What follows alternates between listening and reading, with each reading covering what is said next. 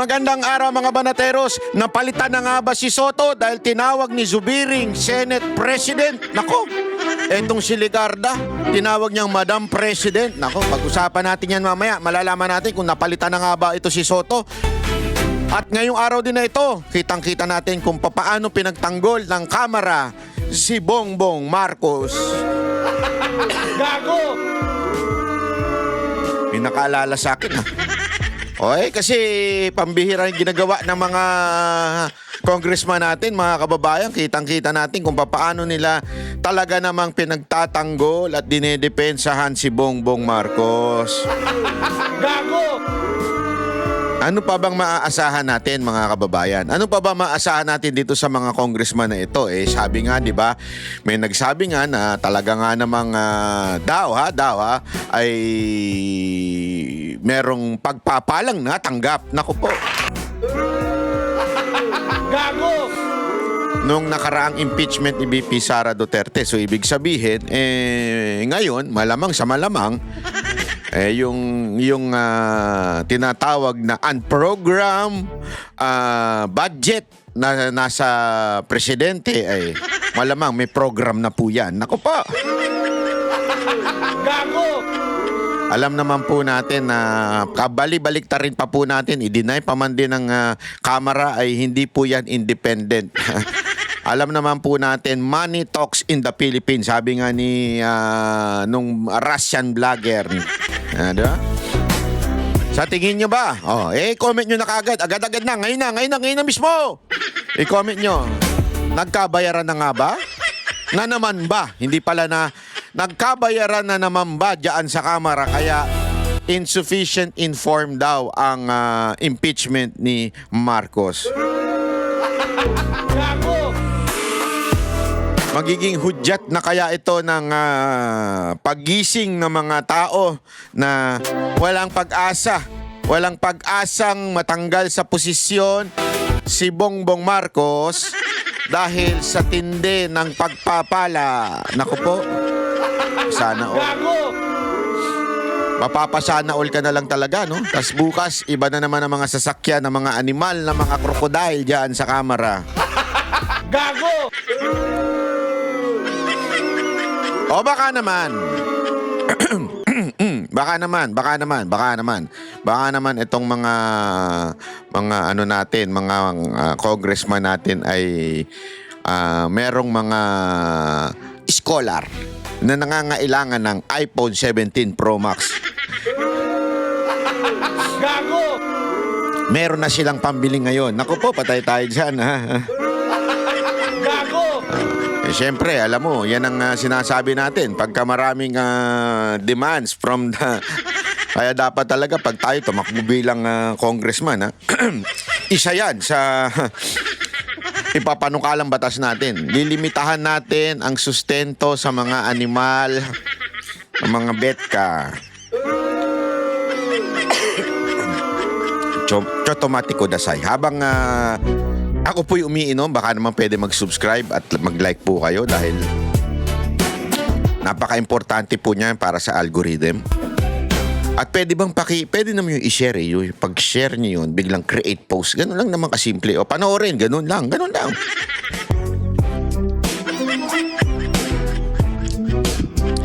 Kasi pag nalaman ng algorithm na, uy, maraming nanonood, maraming nag-share, ibig sabihin nito, i-share nila ito. Sumabit yung buhok, ha?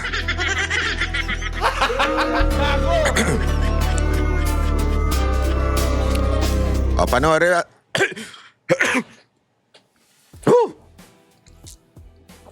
Panoorin natin, mga kababayan, itong video kung saan dineklarang insufficient. This juncture, the chair is ready to hear the motion for the Motion. declaration of sufficiency in substance of Massa et al.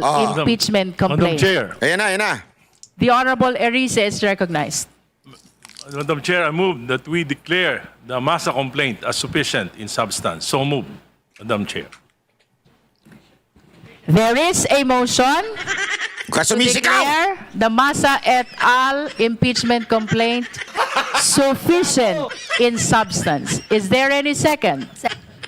I second the motion. Seconded? Third demotion. Sino na demote?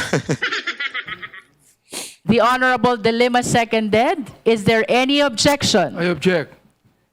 The So motion dito, alam mo na yun. Kaya kayo dyan sa mga school ha, wag nyong nilalaro-laro yung botohan ninyo. Kasi naalala ko yun nung sa eskwelahan eh. Kunwari merong botohan nagaganap, merong, I second demotion. Gumaganon. Sabi ko, tangina, sino i-demote mo? Anong I second demotion? Sino i-demote mo? Wala naman ditong dapat i-demote ha. Isa lang naman ang authority dito, yung teacher. Na ibig sabihin ng I second demotion, yung motion na i-declare na sufficient o sapat yung impeachment para kay Marcos, eh sabi dito, I second demotion. Ibig sabihin, I agree. Kailangan may mag-agree. So, meron nagsabi, sufficient.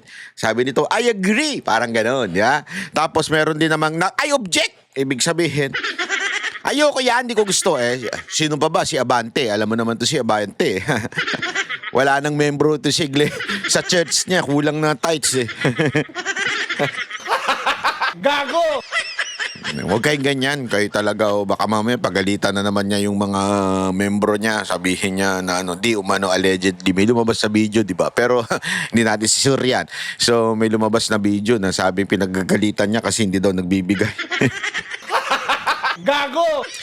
Kayo makakasabi niya mga membro ng mga iglesia nito iglesia ni Abante.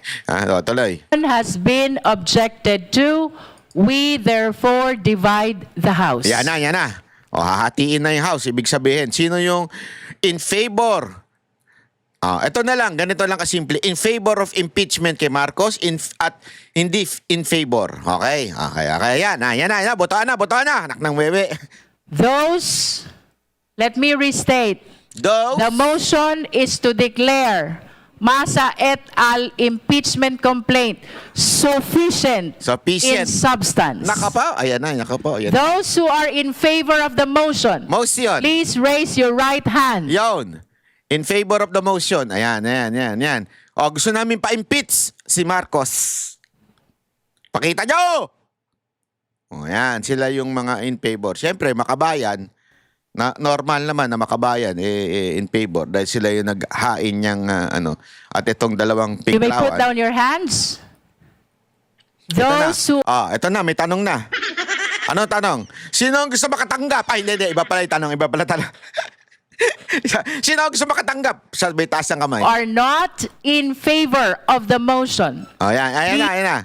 please raise your right hand. Ayan. Sino ang gusto makatanggap ng pagpapala sa ating peking Panginoon? Taas ang kamay. Kami! Kailangan namin! Ayan na, mga gusto makatanggap ng pagpapala mula sa kanilang peking Panginoon. Ayan na. Gago! Tandaan niyo yung mga mukha na yan. Tandaan niyo mga mukha na yan. Kita nyo na yung mga mukha na yan? Yan po ang traidor sa ating bayan. Gago! Bakit kanyo? Tandaan ninyo ganito lang kasimple yan. Ganito lang kasimple. Huwag na nating ikut-ikutin pa. Ganito lang kasimple yan. 2023, 2024, 2025 budget ay mga corrupt na budget. Alam natin yan. And it was even said by many platforms, many people, netizen, expert, it was the most corrupt budget. And it was signed by the president. Gago! And yun lang ay sufficient na para i-impeach si Marcos. Pero bakit ayaw nito mga ito? Bakit ayaw nila? So, ibig bang sabihin, sinasabi nila na hindi corrupt yung budget? Gago! Kahit alam naman natin, kaliwat kanan, ang korupsyon doon sa budget. Ano ibig sabihin nito mga ulul na ito? Gago! Ibig bang sabihin nila, okay lang, ulit-ulitin natin yung budget na nakaraan. Yun ba ibig sabihin? Hindi, kasi simple lang naman yan eh. Alam natin may korupsyon. Eh bakit ganyan ang boto ninyo? Di ba? Ibig sabihin, in favor kayo sa mga nangyaring pagsasaayos ng budget. O, ano ba yung mga yun? Unya-unya, tatalakayin natin yan. Unya-unya. Ngayon na. Ano ba tanong dyan? Sino gusto tumanggap ng pagpapala? Yan ba yung tanong? Baka sabihin nyo iba, bakit yung ibang mga congressman wala? Committee on Justice lang ho ito. Yung mga membro lang, mga membro. Ayan o, yan ang mga gusto ng pagpapala. Kayo talaga. Yan ang nagsasabing, hindi sapat yung bintang kay Marcos na siyang may kasalanan at siya ang pumirma ng pinakakurap na budget sa ating bansa.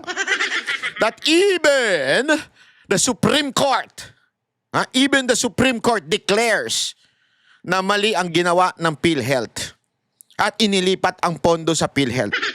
Even the Supreme Court said that. So in other words, ladies and gentlemen, people in the house, including the LGBTQ, kasi mali kasi yun eh, di ba? Yung ladies and gentlemen, paano yung LGBTQ? Magagalit na naman yung mga yan. Alam mo naman yung mga yan. So asan kami dyan? O gaga, ladies and gentlemen. Paano may announcement, di ba?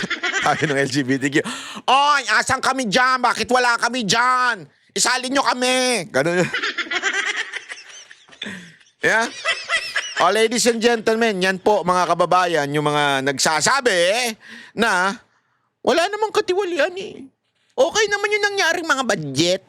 Yung mga allocation na sobrang lalaki, okay lang yun. Walang problema do, walang problema. Ay, okay lang. O, yan, sila yung mga yan. Ay. O, di ba? Tandaan niyo yung mga pagmumukha na yan. Are you okay? Tandaan niyo yan. Okay. You may put down your hands. Those who abstain, please raise your right hand. Wala nag-abstain. Talagang solid ang pagpapala. Solid. Antindi niya talaga, mga atabs. Ano na? Nako po. Wala talaga. Solid. Ang saya-saya dito. Sigurado ako, party-party na naman to mamaya. Gago! Party-party na naman ito mga tumamaya. Wala. Ano na? Report na si ating chairman. Ay, chairwoman. Report na siya. Boss, ayos na. Wala na. Next year na uli. Ginawa ko yung trabaho ko, Baka ganun. Hindi ko siya sabi ganun talaga nasa isip niya. Pero baka ganun ang nangyayari ngayon, di ba? Na, uy, okay na. Lupit. Agoy.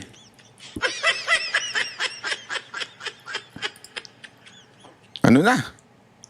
Wala na. Tapos na. Finish na. Nasaan ang boto? Wala pa. Finish na. Tapos na. Finish na. Tapos na. Okay na.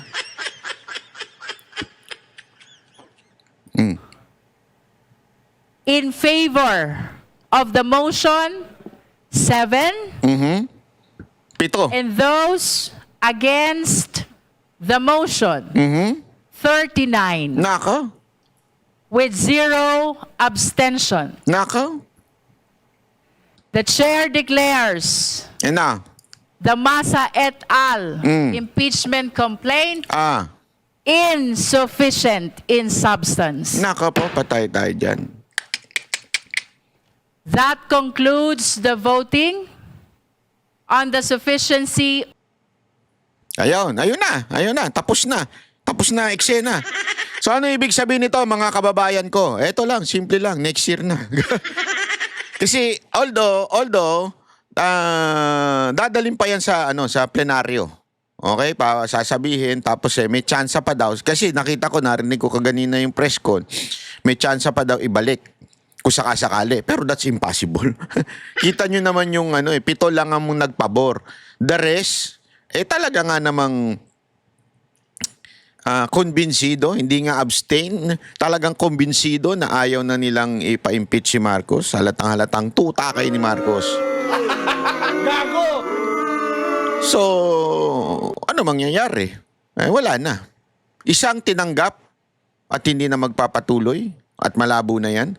So, ibig sabihin, next year na uli. Protektado na si Marcos. Gago! Alam mo, hindi ko nga alam kung kasangkot dito yung Makabayan Black eh. Hindi, sa totoo lang ha. Kasi very insufficient. Kasi ako kasi critical ako eh pagdating sa mga ganyan eh. It doesn't mean na bumoto to Makabayan Black in favor o sabihin na natin sufficient of the impeachment o complaint. Minsan kasi sanay na ako sa ganyan, yung magpapadala ng kunwari against kay Marcos pero in reality hindi naman. Tapos magpapasa lang ng mga kulang-kulang na dokumento, kulang-kulang na ebidensya para lang ma-technical. Kasi nangyari daw, ang paliwanag ng ilan na mga congressman na pumabor sa botong insufficient ay kulang-kulang daw ang dokumento. Parang sa akin, baka naman pain lang yan. Di ba? Baka naman pain lang yan. Hindi katulad ng yung third impeachment. Ang problema dun sa third impeachment, yung kila Mike Defensor, yung kila Topacio, balita ko may umatras daw na congressman dun. Walang bayag. Sorry ang dahilan, ginigipit daw, ayun, pinagbakasyon na lang.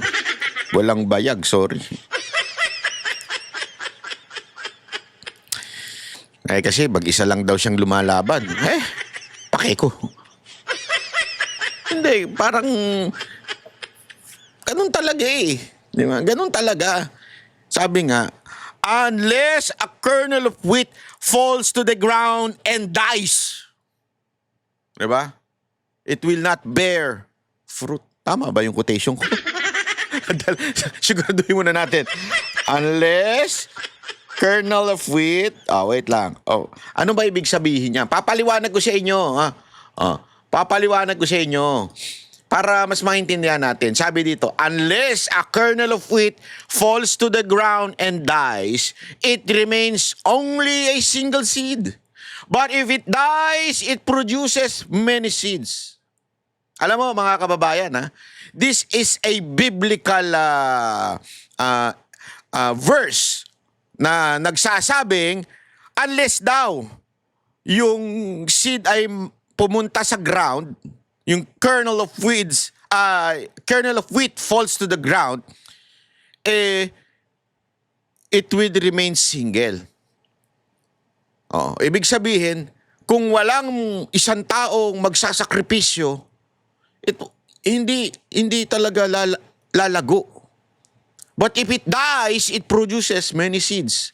Ano ibig sabihin nun, mga kababayan? Simpleng-simple lang. Minsan talaga kailangan ng martir. Martir in a sense na kailangan ito para magkaroon po ng tunay na paggising sa diwa ng bawat Pilipino kahit mga kongresista.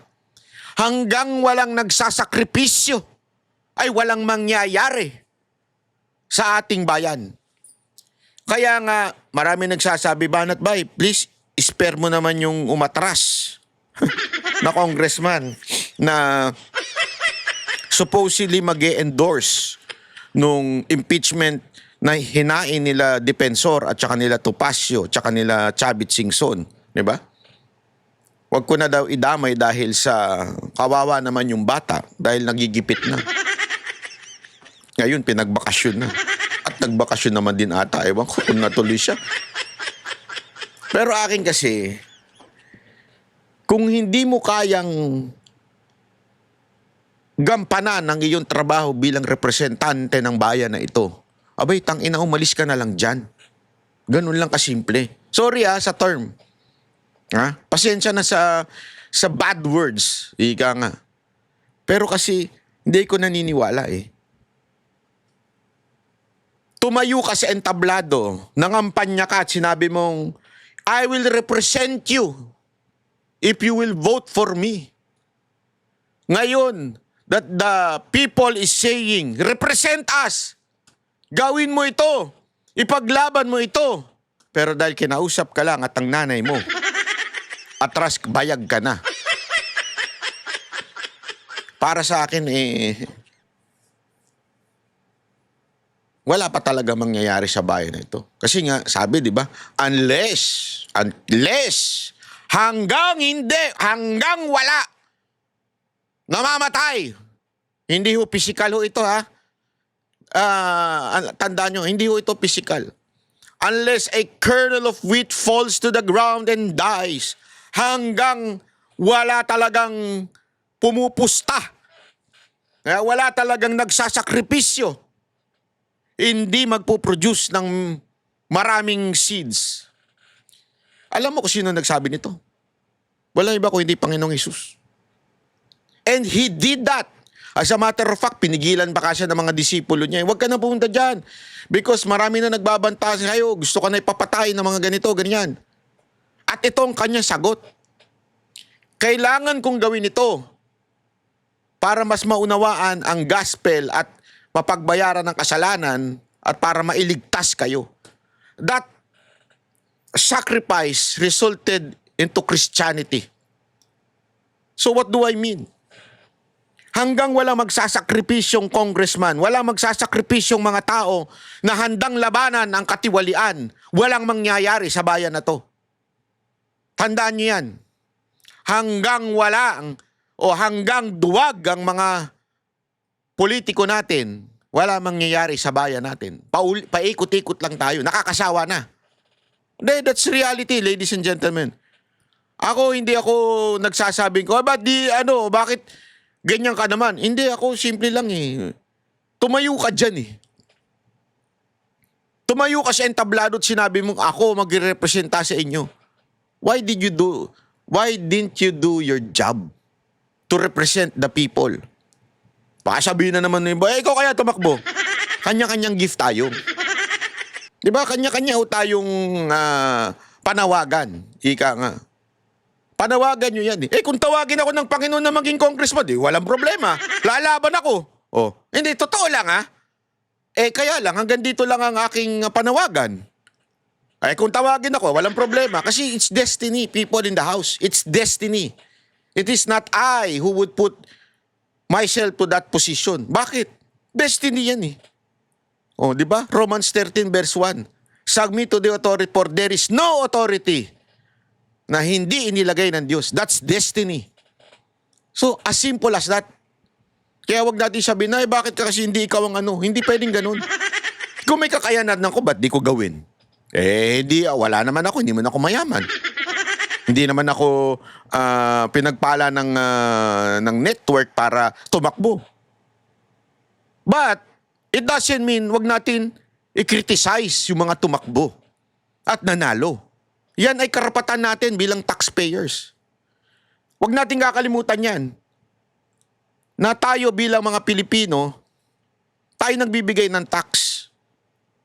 Kinakaltasan tayo, sakit nga sa puso eh. Sa totoo lang, sakit sa puso. Ewan ko kung nararamdaman nyo yan ha. Pero kung tuwing nagbabayad ako ng tax, talagang napapakamot ako eh. Saan ba napupunta to? Hindi, yun ang talagang naiisip ko. Minsan natetempt ka na wag na magbayad eh. Alam mo yun? Kaya lang hindi eh. Utos yan eh. As a matter of fact, utos yan ng Panginoon eh. Diba? Give to Caesar what is due to Caesar. Sino yun? Hindi naman namin presidente yun. Yun yung panahon na kini-question ng Panginoon. Diba? Sinabi, give to Caesar what is due to Caesar. Ang dami nga kung question na due sa kanya eh. Bakit? Sandali! That is a controversial statement of the Lord Jesus. Bakit? Remember at that time, sila po ay nasa ilalim ng Rome.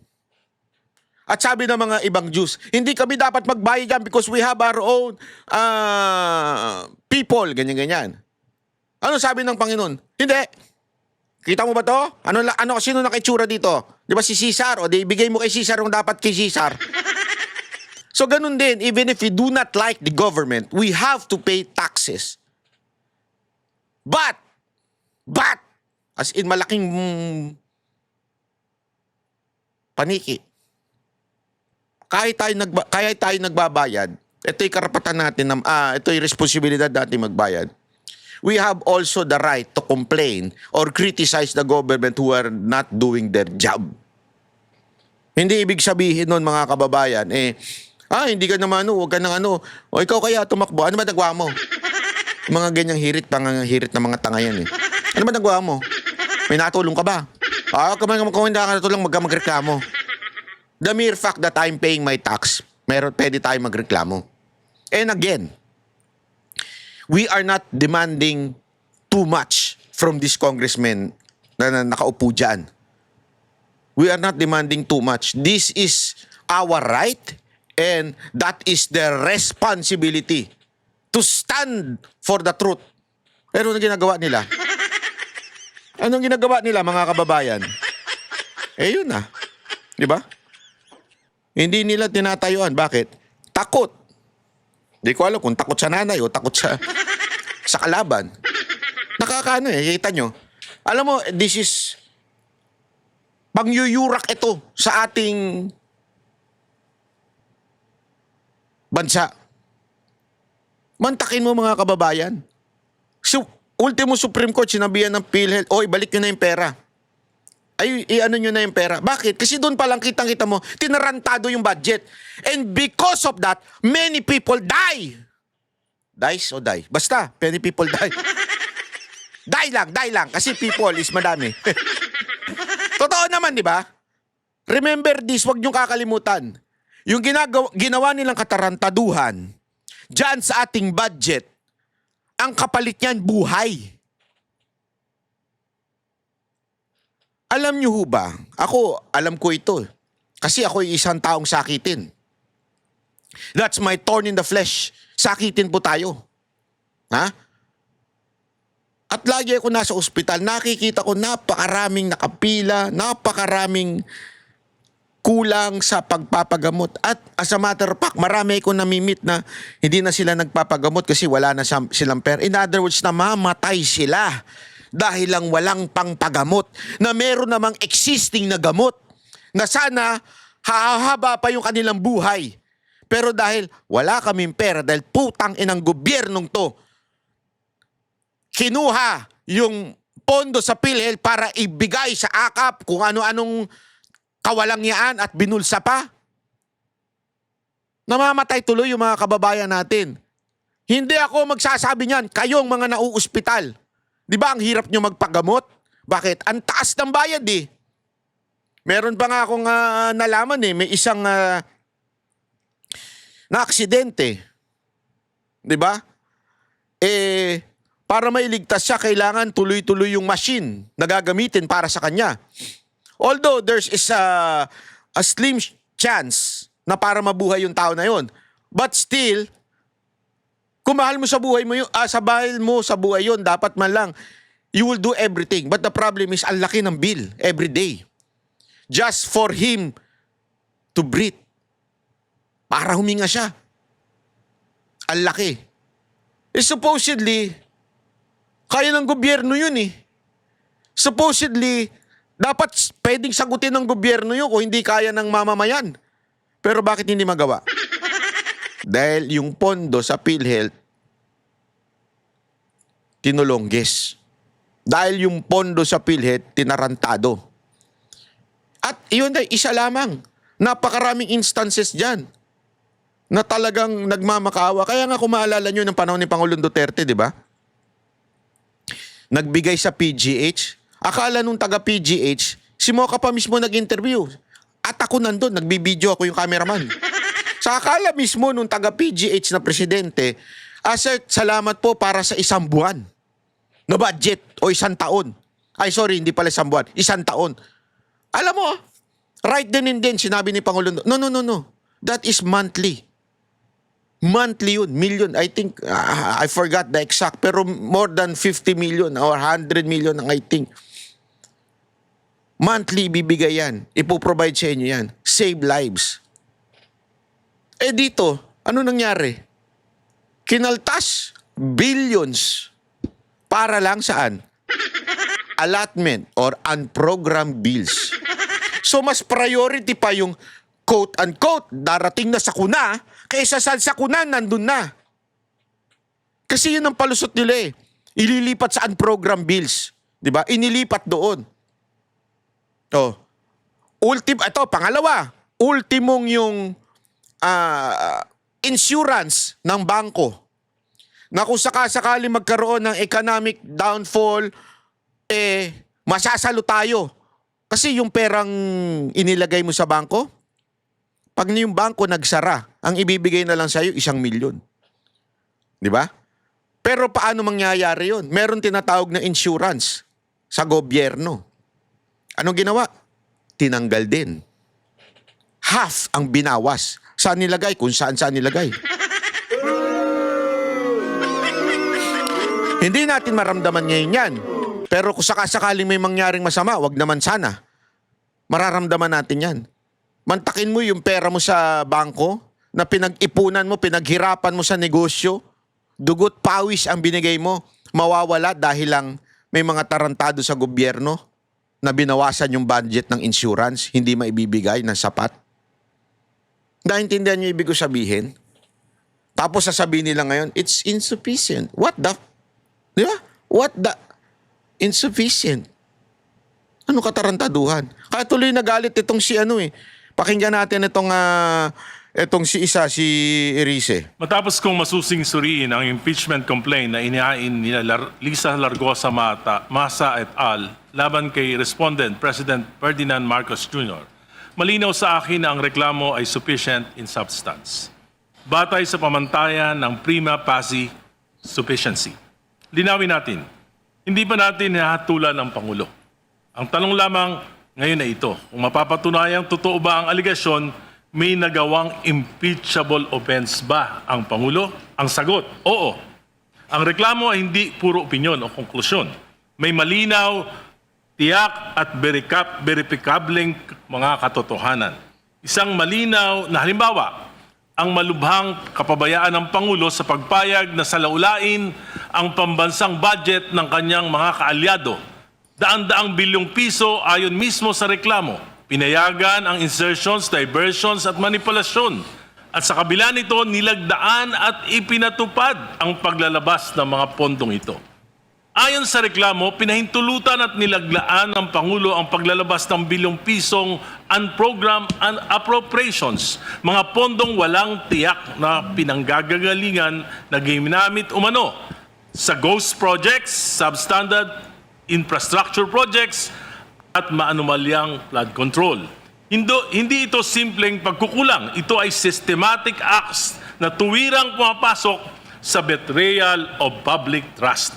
Ang reklamo rin ay malinaw na nagsasaad na pinayagan ng Pangulo ang paggamit at pag-divert ng pondo mula sa PhilHealth, PDIC at Foreign Assisted Projects Appropriations na nagdulot ng malalaking pagkaantala sa mga flagship projects ng ating bansa. Metro Manila Subway, PNR Elevated Rail at iba pa. Ang epekto nito, bilyong-bilyong pisong nawala dahil sa commitment fees, penalties at price escalation. Ito ay tunay na perang nawala, tunay na oportunidad na nasayang at tunay na pasaning ipinapataw sa mamamayang Pilipino. Ang reklamo ay malinaw na sumasagot sa mga batayang tanong. Sino ang gumawa? Ang Pangulo. Ano ang ginawa? Pinayagan at nilagdaan ng budget, manipulation at anomalous releases. Kailan? 2023, Galit si Erice, no? 2024 at 2025 GAA. Paano?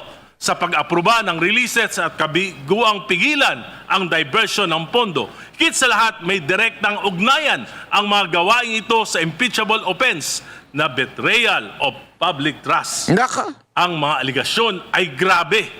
Tinatamaan ang public interest, sinisira ang constitutional order at winawasak ang tiwala ng mamamayan sa pamahalaan.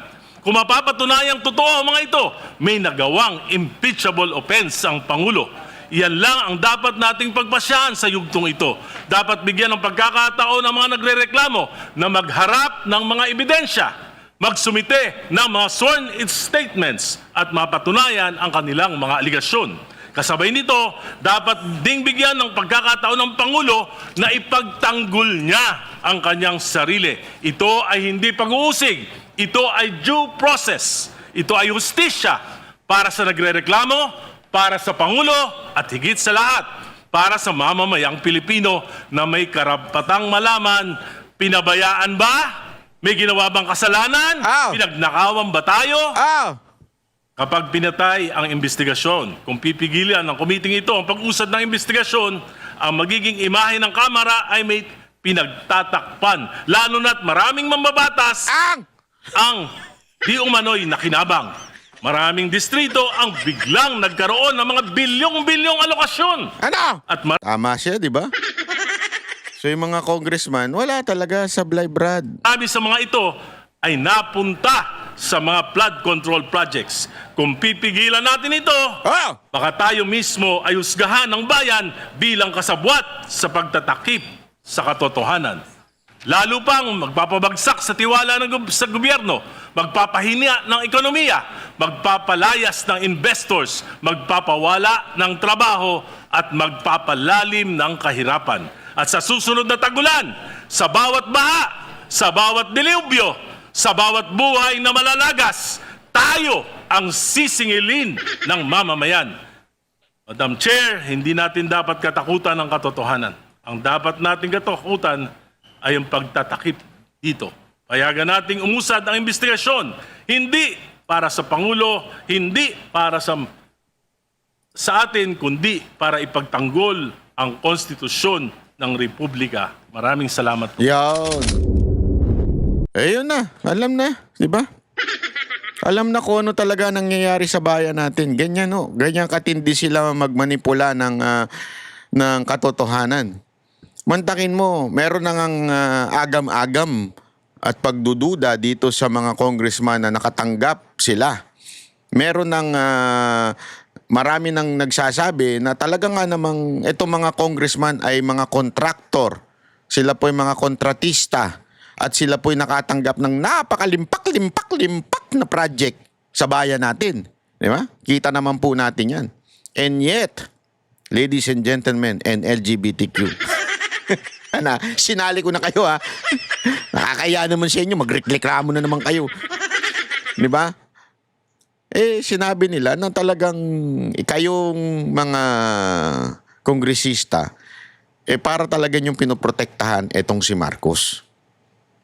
Kasi, meron pang 2026. Oh yeah, may tapos na pala. 2027 and 2028 budget. Kailangan niya para ma-re-elect sa susunod na eleksyon. So, ang tanong, magkano? Magkano ang binayad sa inyo? Tanong lang naman yan. Magkano ang binayad sa inyo ng Malacanang para bumoto at para depensahan si BBM? Magkano? Gago! Ay nako, lipat tayo ngayon sa issue sa Senado naman. Ako naman.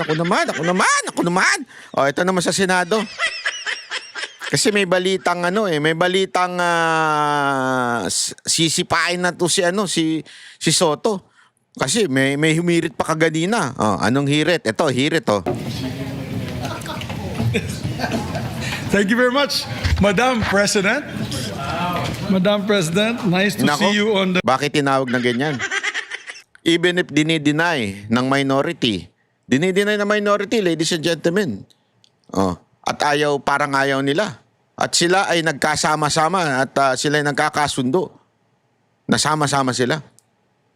They don't want compromise. There should be a change in leadership.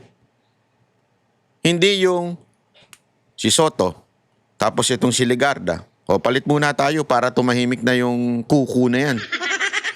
Kasi may ingay ngayon yung Senate President, di ba, na papalitan o kudeta sa Senado na papalitan yung Senate President. So para patayin nila yung usap-usapan na yung para magta-term sharing daw etong si Legarda at saka si Soto. Pareho lang naman pinanggalingan yan eh. Parehong sip-sip yan kay Marcos eh. Wala naman pinagkaiba yan dalawa na yan eh. Hindi, totoo. Wala namang pinagkaiba yan eh. Parehong sip-sip yan kay Marcos. Parehong sunod-sunuran lang yan kay Marcos. Ba't natin lalagay dyan? Akala ko ba check and balance ang Senado? Dapat, kung tayo magpapalit ng Senate President, walang iba kung hindi manggagaling sa minority. Yung mga matatalas ang isip dyan.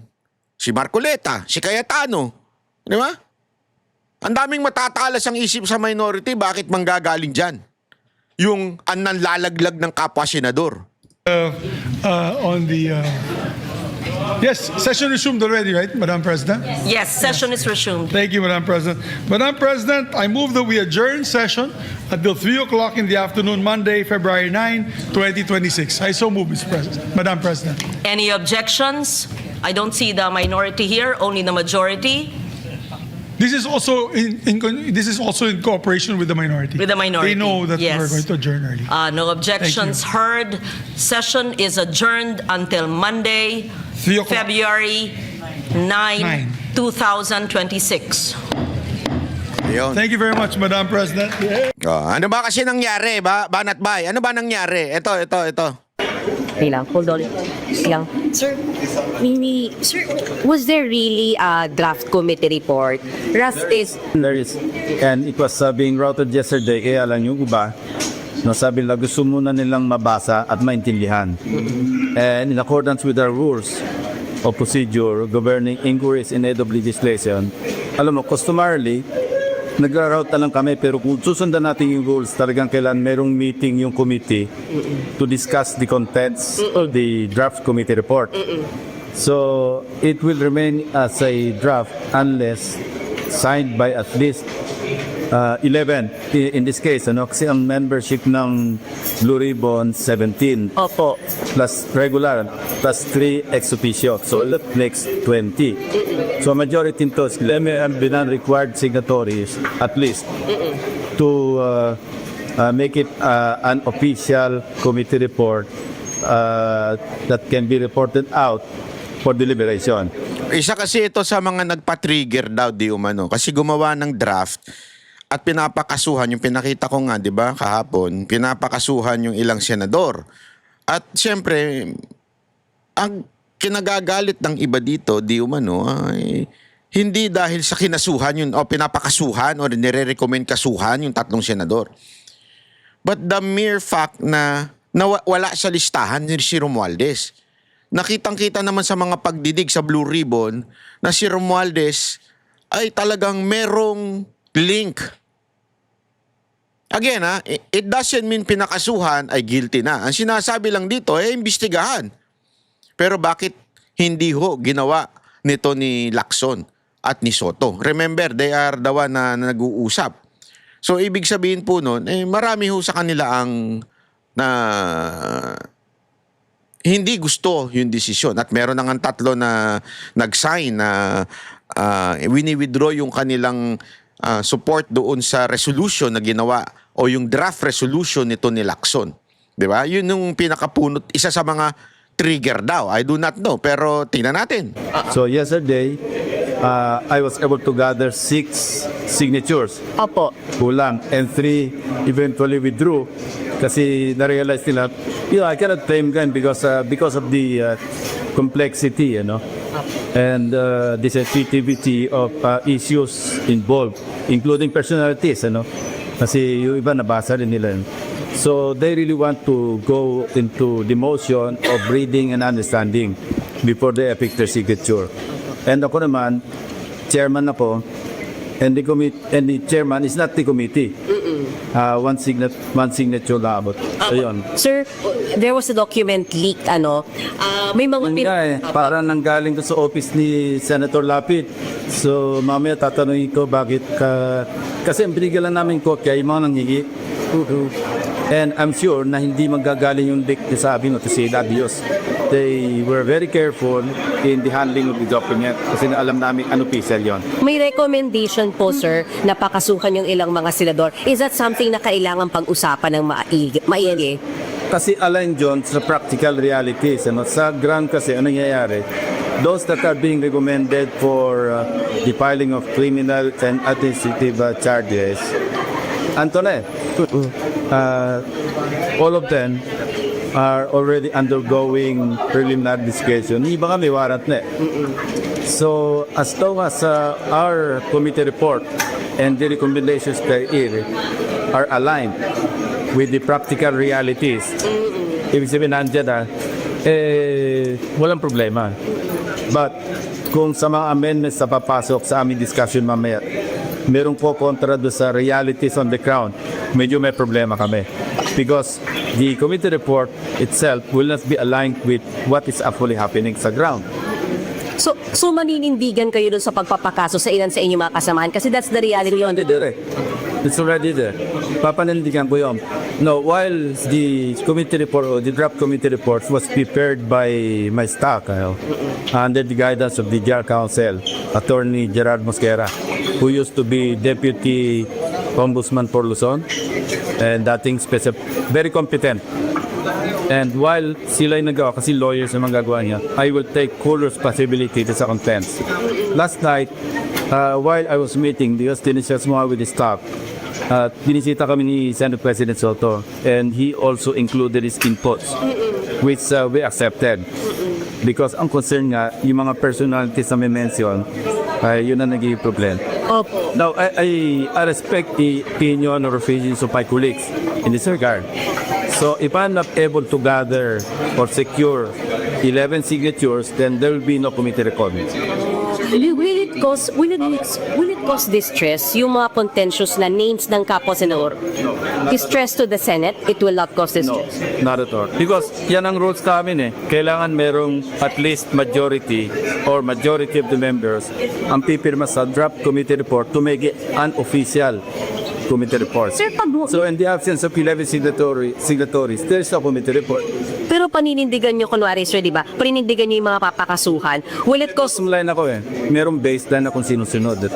Below that baseline, hindi ako papayag kasi nga it doesn't make sense na hindi ko re-recommend yung nangyayari na after all, most of the documents used by the DOJ and the Ombudsman, even the ICI, came from the Blue Ribbon hearings. Tapos nadagdagan pa nga. So to go against what is happening already, yung miskong cases na ina-handle na. Ang labo naman nun. Parang kaya daw ipinarekomenda yun dahil yun naman na ang inano ng ombudsman. Kaya nga kayo independent eh. Susunod-sunuran lang kayo sa ombudsman. Para bagang sinasabi nito, hindi, kaya sinigundahan na lang namin. Anong klase yan?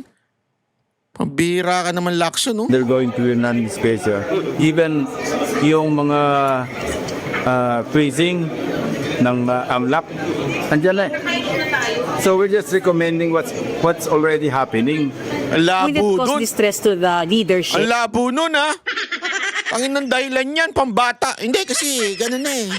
So, sigundaan na lang natin. Kasi wala na eh. Ano na talaga eh. Labo mo. Yung pagpapakaso sa mga kasamahan nyo, sir. I don't know, kaya magkokopos kami ngayon. Pag-uusapan namin na maayos. Sabi nyo Ako, I'm not taking it against my colleagues that they refuse to sign or even withdrew their signatures. Wala sa akin yun. Because it is in the rules eh. Ang masama pang wala sa rules and some of them are violating, then not take it against them. But they're following the rules. I'm also a stickler for rules. Kaya I go along with them na sinusunod namin yung rules. Sabi nyo magkakaproblema pag medyo may ibang hindi sumang-ayon mamaya o dining by that them. I'm not willing to sponsor something na hindi ako naniniwala at saka yung hindi align to sa realities. If you sponsor later, partial report ka rin po yan ng Hindi sponsor later. Kailangan makamuha rin. Ilerensin na to. Hindi partial, pero substantive. Diba? Ito na yung mismong committee report. Partial because hindi pa nagsasara yung Naglolokohan na lang, ano? Hindi, totoo, naglolokohan na lang tayo dito. Tapos biglang para masabing sumaya ang taong bayan, etong si Ligarda ang gagawin yung president para hindi anong katarantaduhan yan. Pare-parehong, sorry Pero ito si Ligarda, wala din. Tuta rin niya ni Marcos. Base ng inquiry ng Blue Ribbon. Nasaan ba kayang goal? Bakit parang nangyari nilik yung... I don't know, tanungin si Turante. Sir, but we can say, sir, that the route, yung kahapon nilik, sir, was really the draft report that came from you. Yeah, draft talaga yun. Okay. And sir, pinaparecommend Fine yun. That's not yet the committee report. It is subject to discussion.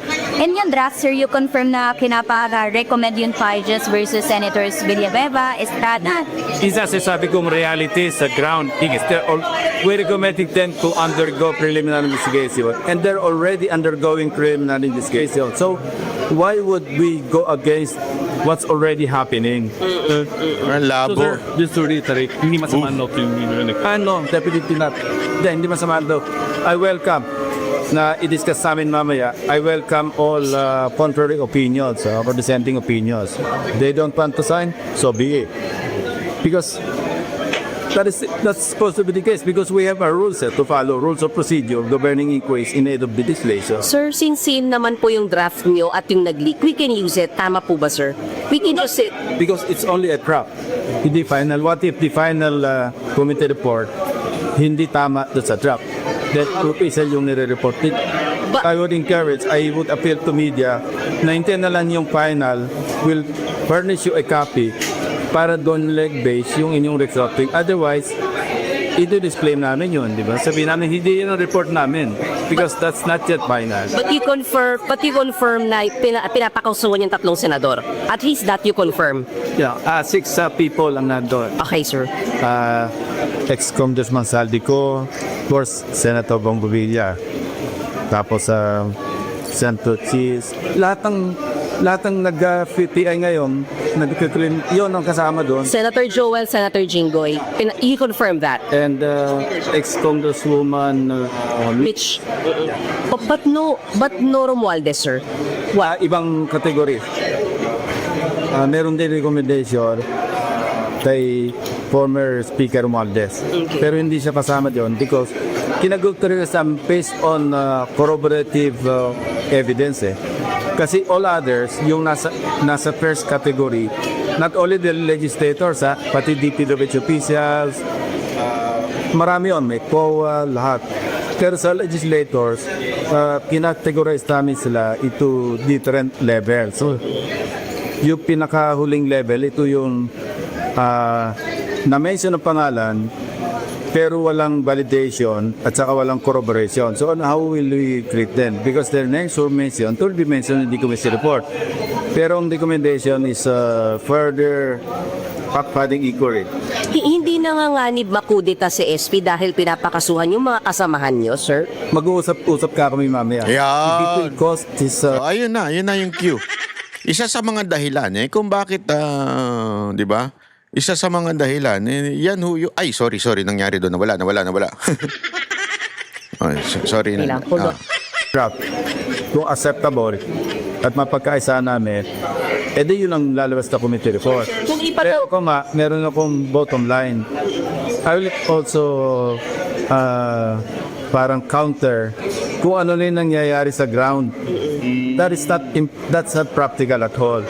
Because hindi ko i-recommend na i-investigate mag-undergo ng preliminary investigation. Pero na ng preliminary investigation. Kung ipapatanggal sa kakasuhan yung tatlong senador, papayag mo? Sponsor it. I will let somebody sponsor it. If there is any taker. Oo. Magko-collect ka na ng 11 signatures mamaya, sir? Malalaman namin kung may 11. Kung magkasundo kami sa final draft, magpipirmahan na rin kami mamaya. So I can report it out next week. But possible the pirmahan can happen in the days to come?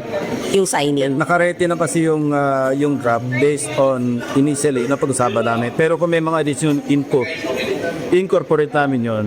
So i-reroute ko yun based on their recommendations and suggestions. Ayan. So, kitang-kita natin mga kababayan kung ano nangyayari sa sa Senado at maraming haka-haka lumalabas. Pero isang sure, talagang they disagree with some senators disagree with that committee draft report.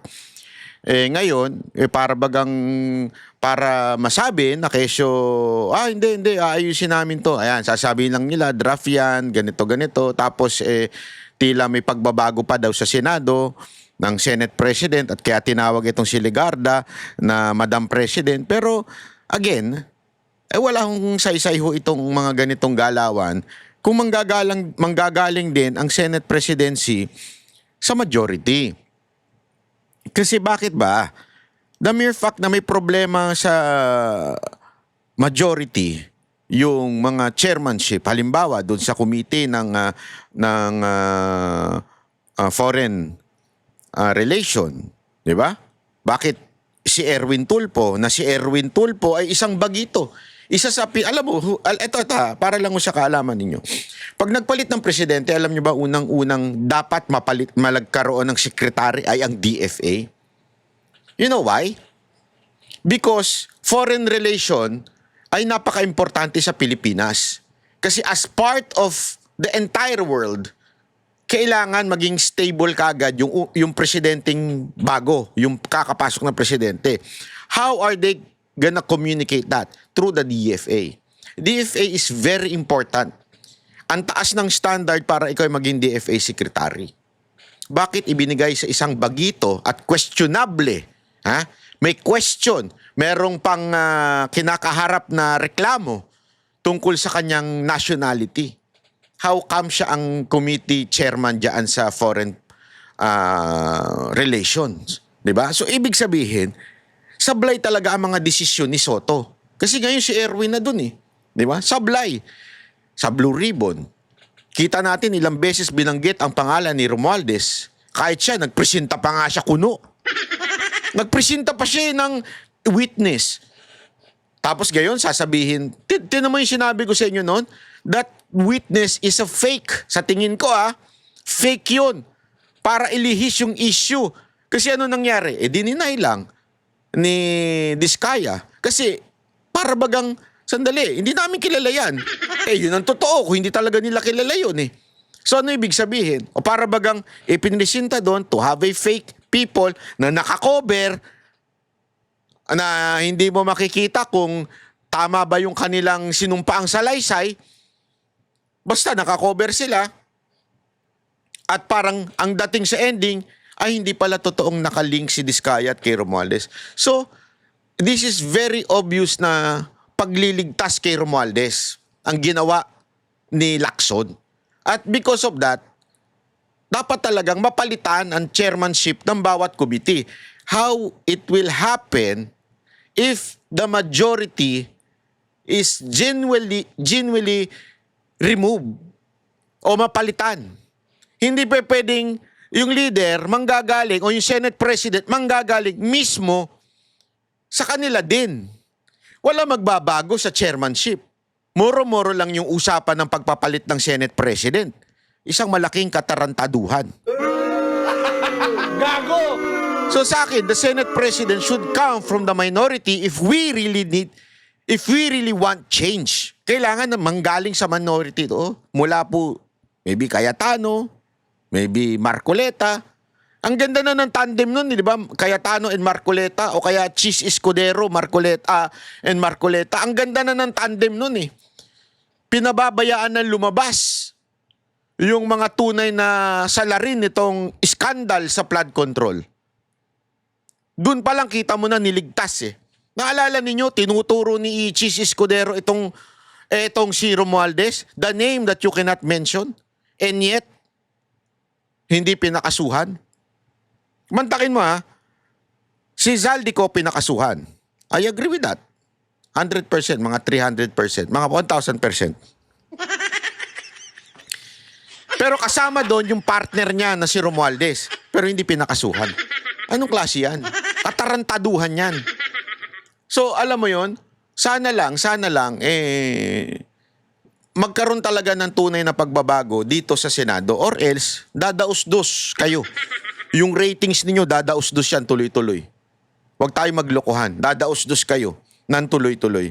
Alam mo ito, panoorin nyo ito Bakit Nakiusap ang Department of Foreign Affairs kay Committee on Foreign Relations Chairman Erwin Tulfo na bawasan ang mga banat ng mga senador laban sa China. Para sa Detalye Live, mula sa Maynila may Express report si Camille Samonte. Camille, bakit may ganyang pakiusap ang DFA at may tugon na ba si Senator Tulfo?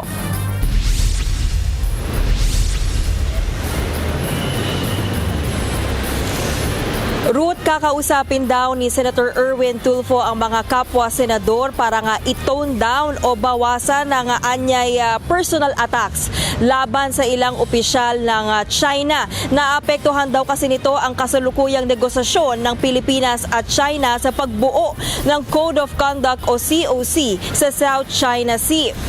Yan ang isa sa mga napag-usapan ni Senator Tulfo at Foreign Affairs Secretary Teresa Lazaro sa kanilang pulong ngayong araw. Si Tulfo ang bagong chairman ng Senate Committee on Foreign Relations. Ayon kay Tulfo, nakiusap ang DFA na bawasan ang banatan at sagutan ng mga senador laban sa China dahil nauuwi na raw ito sa personal na pag-atake. Kakausapin daw ni Tulfo sina Senator Risa Hontiveros at Senator Kiko Pangilinan maging ang National Security Council para maipaliwanag ang epekto nito sa negosasyon ng COC. Naiintindahan daw ni Tulfo ang posisyon ng DFA dahil maaaring maantala pa ang COC na makakatulong sana para maibsan ang tensyon sa South China Sea. Narito ang pahayag ni Senator Erwin Tulfo. Hindi naman natin pwedeng itikom ang bibig natin at sabihin natin tama na, di ba, pag sinabi sa atin. Di hayaan din ho natin sila sabihin lang, hindi, sa amin yan. Mga personal lang siguro. Pero still, we are going to review that. Minsan personal na.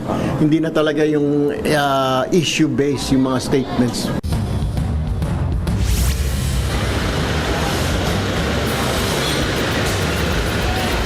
Ruth, makikipagpulong din daw si Senator Erwin Tulfo sa Chinese Embassy at Ambassador nito para nga pag-usapan yung iba pang issue kaugnay ng pinag-aagawang teritoryo. Ruth? Yan po ang Express report ni Camille Samonte. Mga kapatid, Ruth, alam nyo para sa ito ang linaw-linaw dito. Ultimong DFA na nagsabi. So mali yung kasinungalingan ng mga sinasabi nila Ontiveros at ibang pang mga lukulukong merong anti-China kuno narrative. Mismong DFA na nagsabi, pwede ba hinay-hinay lang tayo kasi nakikipag-usap kami. Alam mo, DFA, kung ako sa inyo maglabas kayo ng statement, pati si Tariela sitahin nyo na. Kasi siya talagang pampagulo eh. Pampagulo yan si Tariela eh. Di ko alam kung anong nasa isip niyan eh. Kung nagawa nyo itong sabihin dito kay Senator Erwin, na kasi siya nga yung DFA yung siya yung Foreign Relation Committee chairman eh. Kung kaya nyo sabihin na pwede ba sabihan naman natin yung mga senador na hinay-hinay. Although it's pakiusap.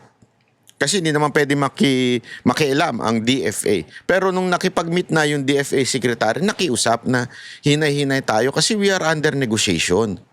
So, wag na nating palalain pa yung sitwasyon. Ayan ha. So, this confirms kung ano yung sinasabi ni Marcoleta. Di ba? Anak ng tutsang kalabaw. Tapos, sasabihin ninyo, anti-China. Ay, pro-China si Marcoleta. Paano tong DFA? Pro-China na rin. Di ba? Sana lawakan natin yung ating pag-iisip tungkol dito. Kasi kita nyo naman ito eh. Ito pa. Alam mo, meron lang ako isang kokomentuhan na. Ito talagang makataibla eh. Ito talagang mga makakaliwa na ito eh. Kakaiba utak talaga eh. Ito kasi ang ganda ng ginawa ng kapulisan natin. In fairness, this is good. Ito kasi talaga yun eh. Ito. Napasok. Binatikos ng netizens ang Indang Municipal Police Station dahil sa kontrobersyal nitong iwas rape tips. Pero buwelta naman dyan ng PNP chief kung nasaktan sa post, edi mag-file ng reklamo. Tutots naman, tutots yan. Iwas rape tips ayon sa Indang Municipal Police Station. Una, iwasang dumaan sa madilim na lugar lalo na kung mag-isa. Pangalawa, mali ba yun? Tama yun, di ba? Tama yun eh. Iwasang makipag-inuman sa hindi kakilala. Mali ba yun? Yan ang hirap eh. Di ba? Totoo naman eh. Tama naman yan eh. Ang dami kasi dyan, pare, inom tayo, tagay. Sabi nga ng kanta, pag may alak, may balak. Di ba? Yung mga kalalakihan, gago yan eh. Mga putang ina yung mga yan eh. Dadaanin sa alak, lalasingin yung babae para makat... Muntigan ko na masabi. Para mabengbang nila yung mga babae. Eh, tatanga-tanga naman yung mga babae. Nageng-geng din. O aesthetics. Okay lang yan. Kaibigan ko yan. Tropa yan. Tanga. Ang tropa, pag nalasing, hindi ka binabanatan. Hindi ka binibengbang. Hindi yun ang totoong tropa. Kaya nga parang maiwasan mo. Kasi hindi mo naman masasabi pag lasing na, wala na sa katinuan. Kaya tama yung sinasabi ng kapulisan. Pangatlo, kilalanin muna ang mga taong sasamahan. Oh, isa pa yan. Ang hilig-hilig natin kasi, di tayo masatisfy doon sa jowa natin. Sasama kayo kung kani-kanino para matikman. Ay, matikman, sorry. Para alam mo yun? Kasi gusto mo yung excitement. Oh, sasama ka ngayon sa iba. Kahit hindi mo naman syota. O hindi mo jowa. Ay, hindi mo alam, meron palang record ng kamanyakan. Anak na ng wewe eh. Tama naman yung sinasabi ng pulis eh. Ang apat, huwag agad maniwala sa mga taong nakilala sa social media. Oh, isa pa yan, daming tanga dyan. Eh, di ba? Makikipag-usap sa social media. Minsan, peke pa nga yung picture. Pagdating sa, para bagang yung mga order sa mga online shopping, ang ganda ng itsura. Pagdating sa'yo, ang rupok ng mga binili mo. Parang ganun din minsan sa social media eh. Ang ganda oh, sexy. Pagdating, nakalunok ng pakwan. Oh. Eh syempre, talo-talo na rin yan. Laman na rin yan, sabi ng mga manyakol. Di ba? Eh, di nyo naman kilala. Tapos, sasabihin, hindi kasi mabait siya. Meron ba naman manluloko na hindi mabait? Alam naman, gago siya. Lulukohin ka nga eh. Meron ng plano sa'yo. Siyempre, bait-baitan yan. Hindi mabait naman siya. Ilang taon na kami magkausap niyan sa social media. Mabait yan. Natural. Alam mo sabihin niya, oy, may plano ako sa'yo. Meron, gagasain kita. Alam naman ganunin ka niyan. Siyempre, babaitan yan. Kung ano-anong Gcash sa'yo. 100, 150, 50. Di ba? Tapos, pagdating nun na nag-meet na kayo, o, halika, inom tayo. Sa tayo inom? Diyan, sa Misogo, masarap ang fried chicken dyan. Masarap pala fried chicken, ba't di kayo sa Andox? Promotion, Andox, baka naman. Gago! Di ba? Ba't kailangan to sa Sogo? Wag na, hindi ko sinisiraan yung Sogo. Ang ibig ko lang sabihin, masarap din yung chicken. Ay, hindi ko pa pala natitikman yung chicken. Hindi po ako nagpupunta doon. Siyala po ako, siyala. Joke lang. Ibig sabihin, hindi ko po natitikman yan. Hindi ko sasabing hindi masarap ang chicken dyan. Ang punto ko lang dyan, nakilala mo ko saan, natural magiging mabait yan. Alam namang hindi mabait yan. Yan ang solusyon ng istasyon para hindi ma-rape. O, anong problema? Pero maling paniniwala na yan ayon sa Gabriela. Maling paniniwala daw, sabi ng Gabriela. Kaya pala maraming nagagahasa sa bundok. Di ba? Doon sa bundok, maraming nagagahasa. Alam natin yan. Maraming nag-report sa atin yan. Kahit nga lalaki, ginagahasa dyan eh. Di ba? Sa post, iginiit ng grupo na wala nang pinipiling biktima ang karahasan. Halimbawa nila, ang biktimang 81 years old na taga-Albay at ang 10 buwang gulang na sanggol sa Makati. Pati si Miss Philippines Earth 2025 na pariak sa post na yan. Caption niya, quote-unquote, "Iwas rape tips correct version, huwag mang rape." Git pa ng beauty queen. Tanga din talaga. Oh my golly! People in the house! Matik naman na yung wag mang rape. Ang sinasabi lang dito, ganito yan eh. Pakialaman mo yung mga bagay na nakokontrol mo. Wag mong pakialaman yung hindi mo na nakokontrol. Yung mga rapists, mga kriminal, pulis na bahala dyan. Diba? Sila'y magbabantay. At alam ko, mga kapulisan, kasi marami rin akong kilalang pulis eh. Ayaw naman nila yan. Alam naman gusto nila yan. Binabantayan naman nila eh. Kaya lang, syempre, paano kung inuman na? Nandun kayo sa bahay, nandun kayo sa kung saan mang lugar, o minsan nagre-renta pa ng mga private resort eh. Kung nandun kayo, pwede bang pasukin ng pulis yan? Hindi. So, yung mga kontrolado nila, gagawin nila yung responsibilidad nila. Pero yung kontrolado mo bilang kababaihan, gawin mo naman yung responsibilidad mo. Ayaw mong ma-rape, pupunta ka sa inuman, naka-pek-pek shorts. Pupunta ka sa inuman, naka-skirt, walang panty. Isang taas lang, tapos na, finish na. Diba, hindi naman pwedeng ganun kung ayaw mong ma-rape. Ikaw mismo, gusto mo eh. Tapos pagka iiyak ka. Ginangyang ako eh. Anong ginangyang? Basta ginangyang ako. Oh, kasalanan mo, pumunta ka doon sa inuman, puro lalaki. Hindi, kasi may mga prinsipyo pa, mga hindot na mga babae, na mga makikireng, mga kirengking na mga babae. May mga prinsipyo pa yun eh. Hindi! Mga ko talagang malapit lang ako sa mga kalalakihan. Tropa ang mga lalaki, tropa ko yan. Talagang close lang ako sa mga lalaki. Hindi close mo mga lalaki. Ano ka lang talaga, maharot ka lang. Huwag mo sabihin na, hindi, mas close ako sa mga lalaki. Hindi, maharot ka lang. Yung bepe mo, Makati lang talaga. Huwag mo sabihin close ka sa mga lalaki. Yan yung sinasabi ng kapulisan. Yung kontrolado mo, kontrolin mo. Mag-ayos ka rin.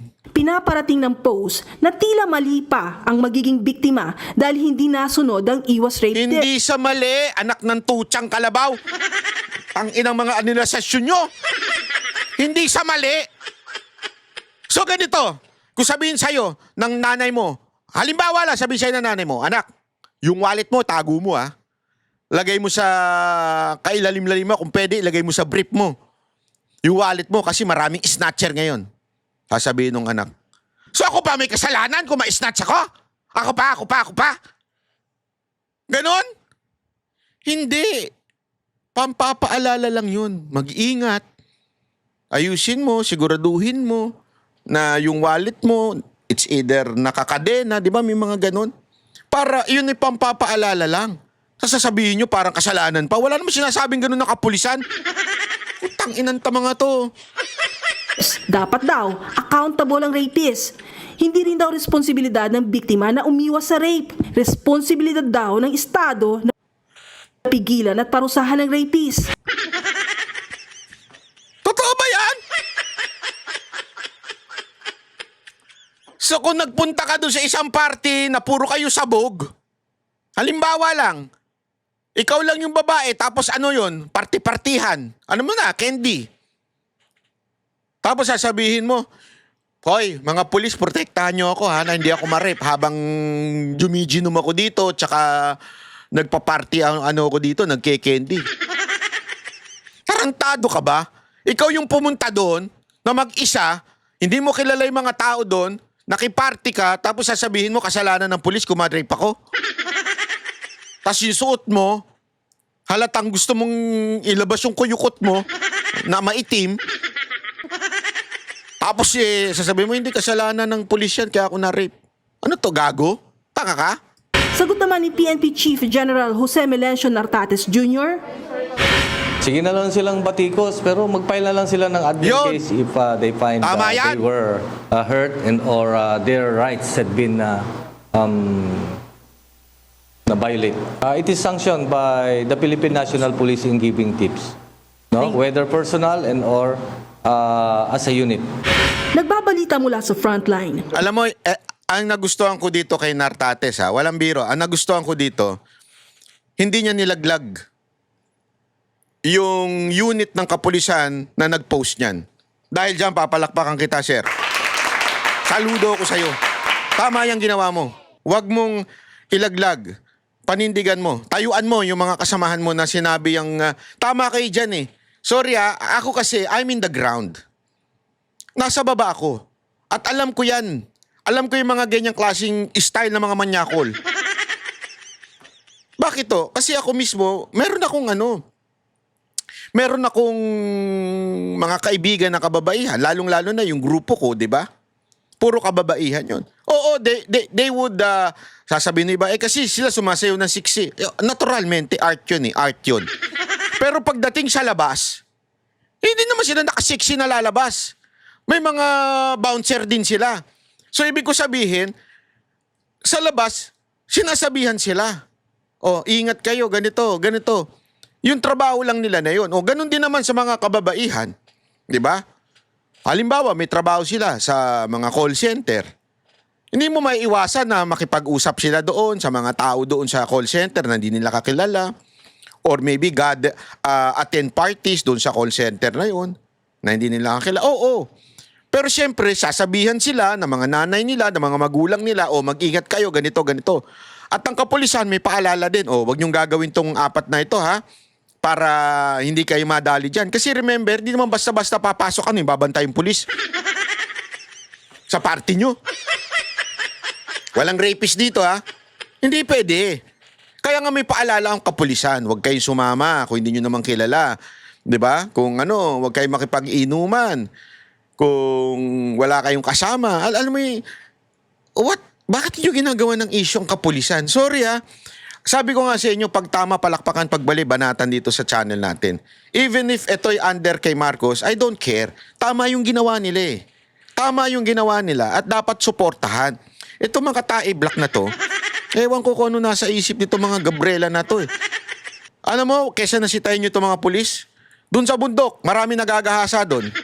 Report yan mismo ng mga dati ninyong, ewan ko kung dati nyo bang kasamahan yan o dati nyong mga tauhan yan. Kasi, di ba, naalala nyo? Kami mismo ang nag-interview sa mga IPs no na nare-rape sa bundok. Bakit hindi yun na lang sitahin nyo? Bakit ito pinakikialaman ninyo? Ay, naku kayo talaga, Good job, PNP Chief Nartates, sa paninindigan mo sa kapwa natin mga kapulisan. Tuloy nyo lang yan. Huwag kayo maniwala dyan sa mga gago na yan. Huwag kayo magpapaniwala dito sa mga siraulong kung ano-anong pinagsasabi. Mga walang kwenta yung mga yan. Yan mga mema lang, ha? Okay? Maraming salamat po. Ako po si Banat Boy. Magkita-kita ulit tayo sa susunod nating video upload. Bye-bye!